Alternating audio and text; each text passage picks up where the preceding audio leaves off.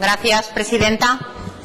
Bien, pues el Grupo Parlamentario Aragonés presenta esta proposición de ley porque es una propuesta que quiere que en las Cortes y durante el trámite de ponencia el sector del taxi la ha ido demandando desde hace ya muchos años, y porque también este grupo parlamentario y el partido al que yo represento, el Partido Aragonés, siempre ha sido muy sensible y siempre ha apoyado a este sector que mueve a miles de familias en Aragón, sobre todo a miles de familias zaragozanas.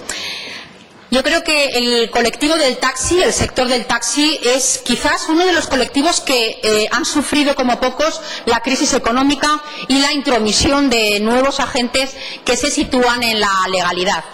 Además, es un sector que, dentro de lo que cabe, teniendo en cuenta que en otras ciudades está muy mal valorado, en Aragón es un sector al que siempre se le ha tratado con respeto y siempre ha sido bien valorada su calidad. El Grupo Parlamentario Aragonés ha querido presentar un proyecto de ley, porque sabemos que este Gobierno, y en concreto el consejero de Vertebración, no ha querido que tuviera el sector una regulación específica y ha querido que estuviera dentro de una ley mucho más amplia. Pero nosotros queremos un proyecto de ley específico.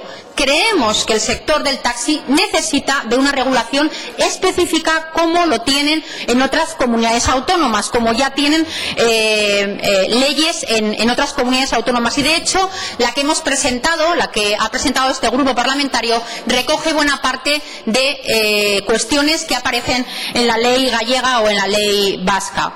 Este proyecto de ley se dirige a más de 2.000 personas, o diría a más de 2.000 familias. En este caso a 2.000 taxistas que hay en Aragón, de los cuales 1.777 tienen licencia en Zaragoza, 57 en Huesca, 17 en Teruel, 12 en Calatayud y 1 en Cuarte. ¿Por qué? ¿Por qué este grupo parlamentario presenta este proyecto de ley del taxi? Pues porque creemos que Aragón necesita y requiere de una normativa que supere y que adapte a la realidad cambiante en este sector, algo que se lleva demasiado tiempo sin actualizar, porque todo hace relación a un reglamento que hay del sector que se remonta a 1979, y por lo tanto creemos que con este nuevo marco normativo lo que se va a permitir es el ejercicio en condiciones de mayor seguridad, de mayor modernidad y de mejora de la calidad del servicio a los usuarios, porque lo que queremos es tener un sector del taxi en Aragón más profesionalizado. Este proyecto de ley contiene 8 capítulos, 36 artículos, 2 disposiciones adicionales, 3 disposiciones transitorias y una disposición derogatoria. Y regula, por lo tanto, el transporte público, tanto urbano pero también periurbano, de viajeros realizados en vehículos de turismo que transcurren por Aragón. Y decimos que con este proyecto de ley, con este nuevo marco normativo, se va a mejorar la seguridad y la modernidad en los taxis, porque se introducen muchas novedades y cuestiones que el sector del taxi está reclamando por activa y por pasiva a este Gobierno aragonés. Se introducen novedades como, por ejemplo, la implantación de innovaciones tecnológicas para mejorar las condiciones de prestaciones y seguridad del servicio de las personas conductoras. Se introducen novedades como el pago por tarjeta y la facturación del servicio. Se introducen novedades en cuanto a la navegación con sistemas modernos. Se introducen también novedades en cuanto a la potenciación de vehículos de baja contaminación o la identificación con placas. Diputada, por favor. Sí. El plenario puede bajar el tono de voz para que pueda continuar la diputada. Continúe. Para mí es muy importante. Se delimitan las zonas urbanas e interurbanas y, sobre todo, algo fundamental y urgente, un área de prestación conjunta, que es una novedad que están reclamando tanto los taxistas zaragozanos como los taxistas del medio rural.